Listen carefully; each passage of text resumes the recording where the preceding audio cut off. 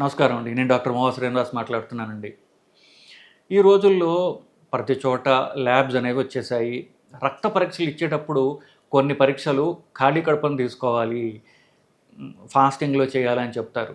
కొన్ని తిన్న తర్వాత అంటారు, అది తెలిసిందే. ఏ ఏ పరీక్షలు మీరు ఖాళీ కడుపులో ఇవ్వాలి అనేటటువంటి మీకు తెలుసుకోవడం అవసరం. ఎందువల్ల మీరు ఖాళీ కడుపులో ఇవ్వకపోతే పరీక్షల్లో తేడాలు వచ్చే అవకాశం ఉంది. అదేదో జబ్బు ఉందని మీరు అపోహపడి కంగారు పడేటటువంటి సిట్యువేషన్ చాలా కామన్గా జరుగుతూ ఉంటుంది. సో ఏ ఏ పరీక్షలు ఖాళీ కడుపులతో ఇవ్వాలి? ఖాళీ కడుపు అంటే ఏమిటి?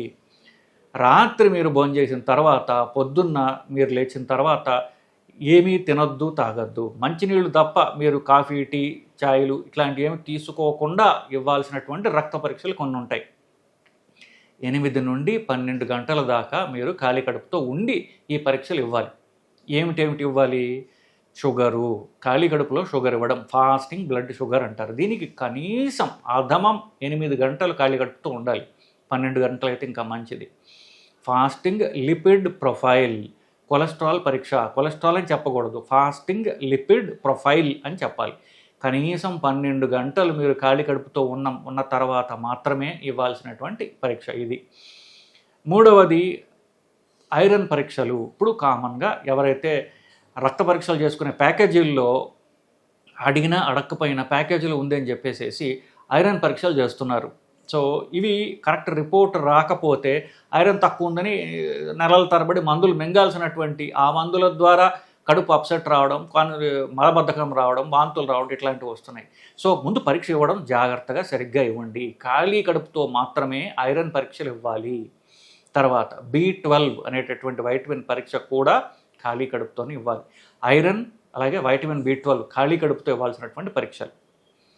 ఇంకొకటి ఆశ్చర్యకరంగా తోస్తుంది, కానీ ప్రెగ్నెన్సీకి యూరిన్ పరీక్ష చేసుకుంటారు. ఇవి కూడా ఖాళీ కడుపుని చేసుకోవడం అనేది అవసరం అమ్మ.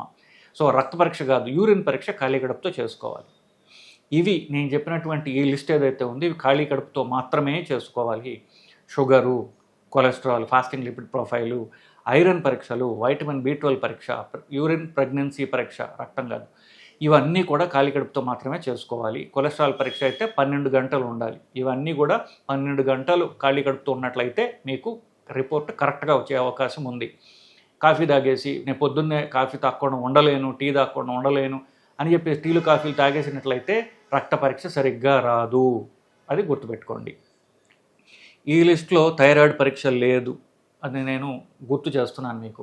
థైరాయిడ్ పరీక్ష ఫాస్టింగ్లో ట్యాబ్లెట్ వేసుకున్నా రక్త పరీక్ష ఫాస్టింగ్లో ఇవ్వాల్సినటువంటి అవసరం లేదు. ఎప్పుడైనా ఇవ్వచ్చు, సరే ప్యాకేజీలో ఇస్తే ఇచ్చేయండి. థైరాయిడ్ పరీక్ష మాత్రమే చేసుకోవాలి అనుకుంటే అది మాత్రము ఫాస్టింగ్ ఇవ్వాల్సిన అవసరం లేదు. ఎప్పుడు మీరు డాక్టర్ దగ్గరికి వెళ్ళినా థైరాయిడ్ డైరెక్ట్గా చేసుకోవచ్చు. ఎర్లీ మార్నింగ్ ఫాస్టింగ్ దాకా థైరాయిడ్ ఒకటి మాత్రమే అయితే వెయిట్ చేసుకోవాల్సినటువంటి, ఫాస్టింగ్ ఉండాల్సినటువంటి అవసరం లేదు. ఇకపోతే ఇది మనం ఫాస్టింగ్లో రక్త పరీక్ష ఇవ్వాలి కాబట్టి మీరు ఏమేమి జాగ్రత్తలు తీసుకోవాలి అంటే, ఇప్పుడు పొద్దున్న మీరు ఎప్పుడు ల్యాబ్కి వెళ్తారో లేకపోతే మీకు ఇంటికి వచ్చి ఎప్పుడు రక్తం కలెక్ట్ చేసుకుంటాడో ముందు అది ఫిక్స్ చేయండి. అది ఫిక్స్ అయితే ముందు రోజు తిండి ఎప్పుడు తినాలని ఫిక్స్ చేసుకోవచ్చు కదా. లేకపోతే అతను రావడం, మీరు వెళ్ళడము, పొద్దున్న 7ంటికి మీరు బ్లడ్ ఇస్తున్నారు అనుకోండి, సాయంత్రం ముందు రోజు సాయంత్రం 7ంటికల్లా అన్నం తినాలి, లేకపోతే అది డిలే అయ్యే కొద్దికి మీకు కదా నష్టం. సో ముందు ప్రిపేర్డ్గా ఉండాలి. మీరు పొద్దున్న ఎప్పుడు బ్లడ్ ఇస్తారో చూసుకుని దానికి 12 గంటల ముందే మీరు తిండి ఫినిష్ చేయడం, డిన్నర్ ఫినిష్ చేయడం అనేది చాలా ముఖ్యం. అది చేయడం అనేది అవసరం.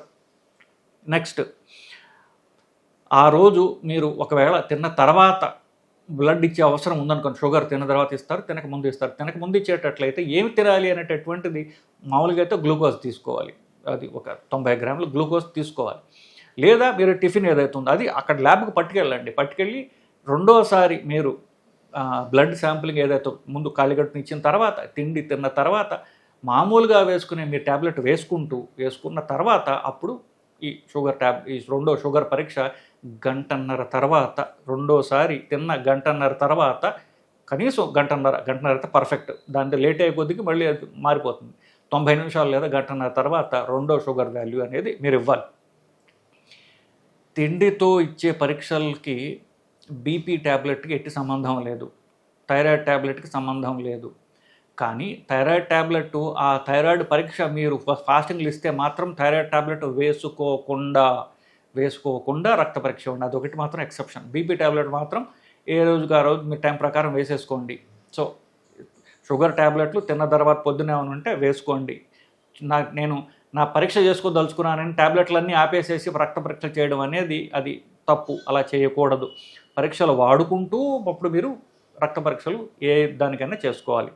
ఆ రోజు థైరాయిడ్ పరీక్ష చేసుకోదలుచుకున్నట్లయితే ఆ రోజు పొద్దున్న థైరాయిడ్ మాత్రం వేసుకోవద్దు.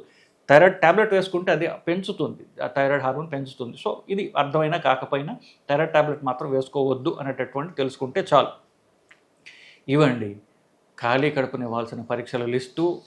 ఇంకొకటి యాడ్ చేయొచ్చు దీంట్లో, మూత్రం. ఒకవేళ మూత్రం కల్చర్కి ఇవ్వాల్సిన వాళ్ళు అది కూడా ఎర్లీ మార్నింగ్ శాంపుల్ ఇవ్వాలి. ఖాళీ కడుపుని ఇవ్వాలని కాదు, ఎర్లీ మార్నింగ్ శాంపుల్ పొద్దున్నే లేవంగానే మొదట యూరిన్ ఏదైతే పాస్ చేస్తారో ఆ యూరిన్ శాంపుల్ పట్టినట్లయితే, యూరిన్లో చీము ఉన్నట్లయితే, ఇన్ఫెక్షన్ ఉన్నట్లయితే అది తెలుస్తుంది. అదే ప్రెగ్నెన్సీకి కూడా అదే పనికి వస్తుంది. ఇది రామాయణంలో పిడకల వేట అన్నట్టుగా ఇది ఎలాగూ ఖాళీ ఏదో ఎర్లీ మార్నింగ్ చేసేది కాబట్టి చెప్తున్నా. బ్లడ్ సంబంధించింది కాదు, బట్ గుర్తుపెట్టుకోవడానికి మీకు మీ నాలెడ్జ్ కోసం చెప్పడం జరిగింది. ఇది ఖాళీ కడుపుని ఇవ్వాల్సినటువంటి రక్త పరీక్షలు, ఎర్లీ మార్నింగ్ ఇవ్వాల్సినటువంటి యూరిన్ పరీక్షల గురించి ఇవాళ మనం మాట్లాడుకున్నాం. ఏ జాగ్రత్తలు తీసుకోవాలో కూడా చెప్పాను. ఈ వీడియో వల్ల మీకు రక్త పరీక్షల్లో, యూరిన్ పరీక్షల్లో బెటర్ రిజల్ట్స్ రావడానికి మీకు ఇది సాయం చేస్తుందని నా నమ్మకం, ఆశ అండి. నమస్కారం.